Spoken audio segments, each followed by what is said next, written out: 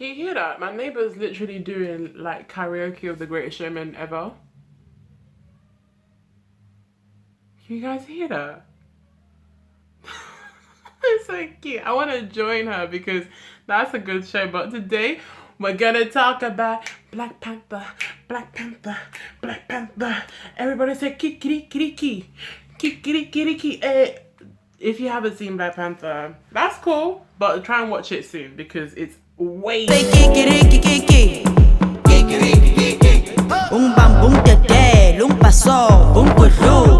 reason why I'm going to be looking down a lot is because Black Panther has been made so beautifully with so many details and intricacies that I had to write. Listen, I'm ready. I'm ready. Okay, I had to write down a whole list of notes and everything. So we're going to get into it today, reviewing Black Panther. Well, my review of Black Panther.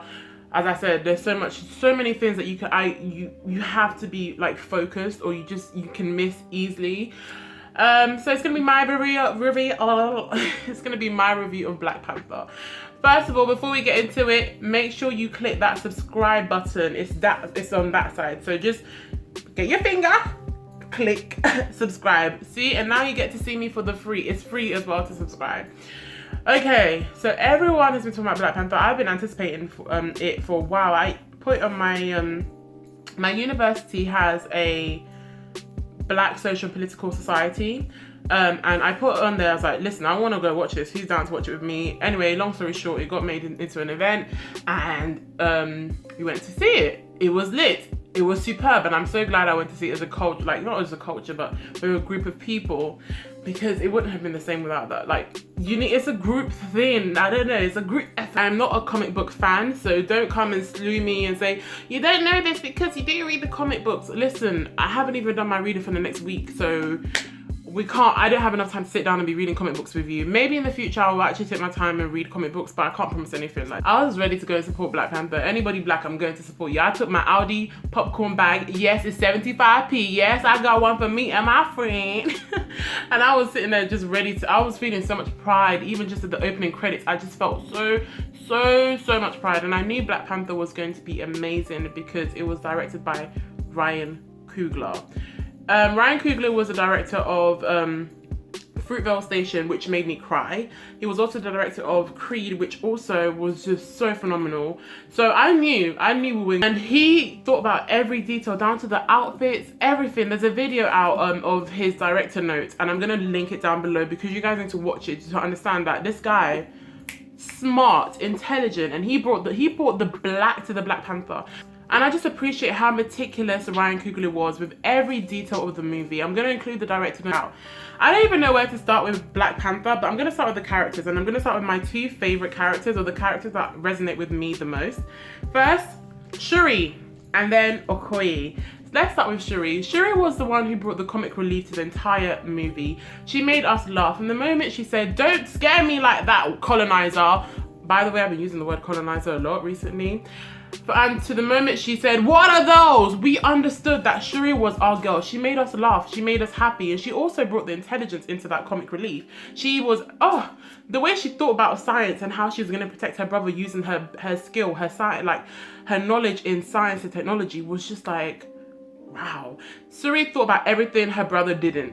And I'm going to come on to how the female characters in the movie made T'Challa who he is. Because honestly, I thought he was a little dry, but we'll get into that in a bit.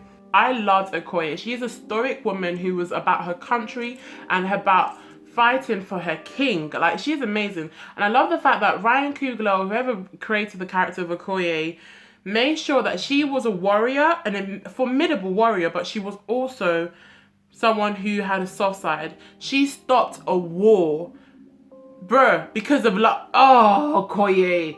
Love wins. That whole scene made me realize that love actually wins.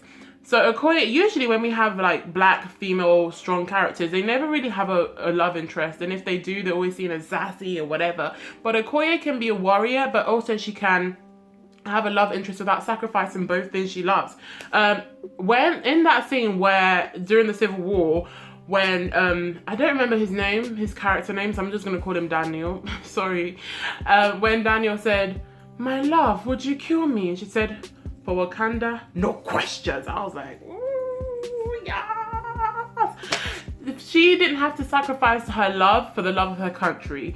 And I think that's something that a lot of times women have to either have either or. And I'm just so glad she could have both. And the way that rhino licked her face, oh, it just made me feel like she's strong, but she's so lovable and so sweet. And even her dimples, I don't know, there's something about Okoye. And also the wig scene reminds me of, ladies, put your hands up if you had a whole day wearing a wig, assimilating to this culture, and then you just want to fling it off at the end of the day. That is what that whole scene where she flung her wig onto that South African guy's face, I was like, yes. We have all been there before, where we just take that wig off after a long day of assimilation and drop.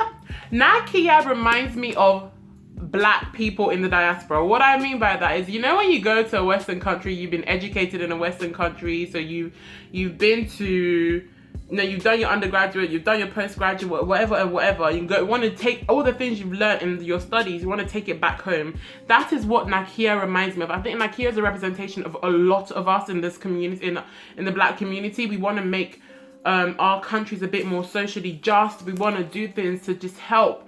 And yeah, I like Nakia. I liked what she represents because she is kind of similar to Killmonger in terms of they want to bring Wakanda to the forefront, but their ways they want to do it is very different, and the extent to which they want to do it is completely different. Killmonger, I already put down on my notes, he's hotep.com. I nearly dated a hotep guy, and I'm so glad God saved me because, oh, it would have been annoying. Killmonger, I get where he's coming from. We all get where he's coming from. I even sympathize with him, but the way he went about doing things was to the extreme.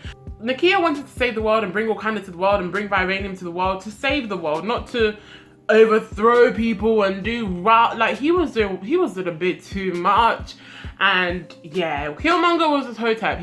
Everyone knows a hotep guy. He just always goes too far. Like, you tell a hotep guy you want to take the bus, how can you take the bus? It's the white man's. Shut up, man, please. It's not every day. Like, he was team too much. I got his sentiments, but he took it really. Like, from when he's strangling Auntie in the garden of whatever, the purple plants, I was just like. Now, T'Challa, I said earlier that he was just a bit meh to me. He was like, I get it, but he just wasn't interesting enough to me. He really was not an interesting, like, character. And I understand maybe I have to read the comic books to really understand his character, but for me, he was dry. He was a hero and he was dry. Everyone else made his character in terms of Okoye made his character, Nakia made his character, Shuri made his character. So I feel like he represented things, but he didn't really stand out to me as anyone that I get ideals or like virtues from. He was just there. He represented a lot. He represented the mistakes our parents make in the past and how they affect us in the current day. He represents reform and reform and regeneration, but for me, he was just such a meh character. But another character that I did really enjoy, and I'm just out here like, be my husband, is M'Baku. Oh, he's a perfect Niger guy. Like, he's just perfect. Like, oh. But the thing is, I already checked, and he has a girlfriend in real life, so that's cancelled. But yeah, M'Baku was cool. He had lines like, "Are you done?" Like, that's so Nigerian. Again, you'd have to come from a Nigerian household to understand like the nonchalant attitude most Nigerians and most people they're just like, are you done? We're so cool. We're just so cool with everything. We're just wavy. And when he stepped in during the Civil War, I was like, M'Baku, I knew you had it in you, my darling, my baby. Woo, woo, woo. And now that can we pay homage to the 91-year-old Dorothy Steele, whose first feature in a film was in Black Panther. Like, she didn't do much, but I just want to shout her out for that, because to me she represents that your goals have no age. Any age you want to be in a film. Let's move on to the importance of female power. The part in the movie where I realized that women were the driving force of Wakanda, and that was when in the South Korean casino, Nakia and Okoye went ahead to go and catch Claw, and Nakia said to Okoye, "Oh, what about T'Challa?" And she said, "He'll catch up."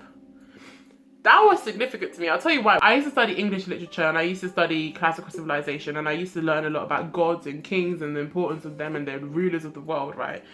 And for me, for a woman to say a king, because at that point, T'Challa was a king, will catch up with women.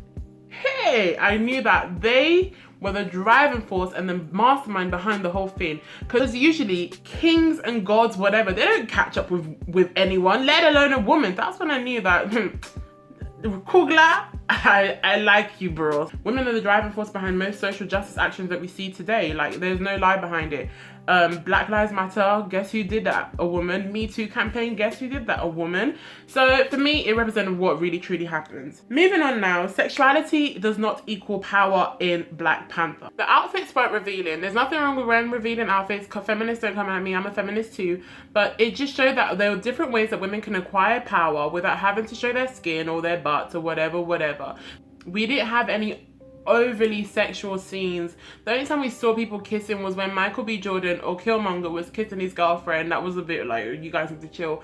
And then at the end when we saw Nakia and T'Challa kissing, but sexuality wasn't used in order to get power. The sun is on my face. This part of the movie, the representation of Wakanda in Africa, we need to talk about this because there was a lot of things I praised about it, but there's a lot of things that I don't praise due to the feedback most people are giving from this movie.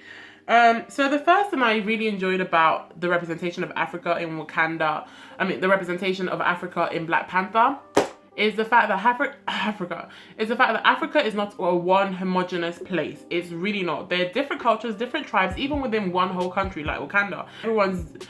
Africa is not the same. A lot of times when you speak to people lump Africa as one big place and think, oh yeah, West Africa is the same, like Ghana is the same as Nigeria, or Senegal is the same as Nigeria, or like, it's not the same. We're all very different, even within ourselves. Also, like the realistic kind of show that Africa, as great as it is, we do have disputes in our countries. For example, civil war happened in Wakanda, but it also has happened in real life where you think of the Biafran Civil War. Next point, in the movie Black Panther, even before the whole civil war happened, I remember whispering to my friend, yes, I'm that girl that whispers a little bit, that this is kind of like the kind of dispute that happens between people who are born in Africa and people who were born abroad to African parents. Like, kind of like, you're not really African and you're not really part of us, you're a lost child.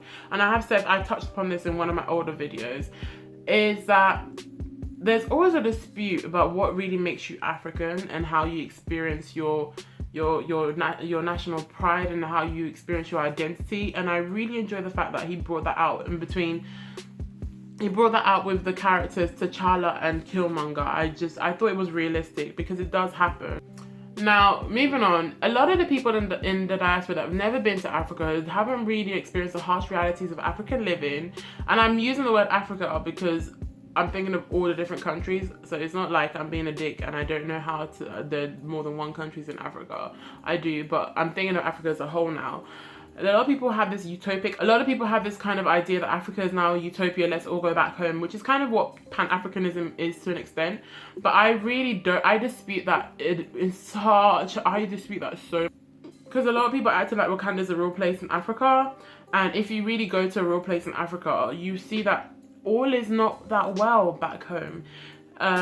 There are issues with social justice that we currently are facing. There are issues with gender and politics and gender power. There are issues with rape culture. There's so many things that we need to kind of be able to admit is actually happening before we start making it seem like there are waterfalls, there are plants.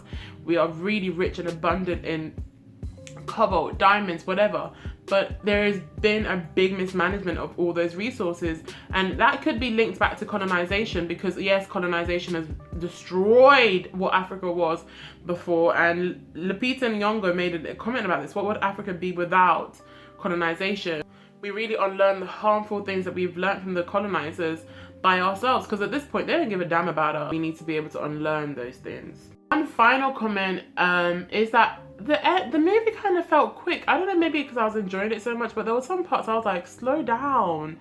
Like, for real, slow down. It felt really, really fast. But then again, maybe I should just read the comment books to get why it was going so fast. I don't know. Out of 10, I would give Black Panther an 8.5. Because the main character, the hero, didn't really excite me much, and it felt quick. Otherwise, it would be 10 out of 10. But when I was in the cinema, I was thinking, yeah, 10 out of 10. But obviously, you have to sit at home and reflect a little bit. But yeah, Black Panther, forever. It was amazing. And I want to go see it again. I'll probably go see it again soon. I've been watching movies a lot this month. I've watched Black Panther, I watched Molly's Game, I watched Greatest Showman Ever twice. Was it The Greatest Showman Ever or Greatest Show Ever? I don't know. Twice. I went to see Beauty and the Beast at a cinema, backyard cinema the other day. Sick. Go and see it if you can. Go there if you can. Do a little date night with your boo if you can, because it's a really sick cinema as far as. Because it's a really, really cool cinema. Like, you get to, you sit on bean bags and just, it's so live, it's so cozy. Anyway, guys, I gotta go. The way I'm dressed, you'd think it's summer in England, but it's really not summer. It's like cold.